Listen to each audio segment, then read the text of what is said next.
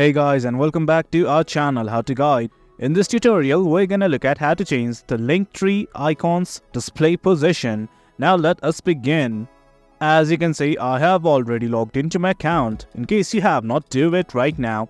Well, for now, I'm simply gonna show you guys this thing right here. As you can see, the icons currently are at the top. Right now, I want to change its location. Well, it's quite easy. All you guys have to do is simply go to settings. At the left side of the screen, just below analytics, you will see a button like this called as settings. Click on it.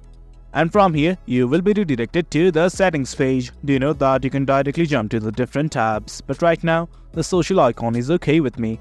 I'm just gonna scroll down. And right here, you can see a button like this that says position. Display icons at there. Well, there's only two options, top and bottom. You can either choose bottom. Well, as you can see, the positions of the icons are being changed, or top. Well, it's up to you guys. You can select whatever you wish. That is it, guys. That's simply how we change the location of the display icons in Linktree. That is it, guys. Hope you guys found this video informative, and for more content like this, do remember to hit like, share and subscribe. Your support fuels us. Until next time, thank you.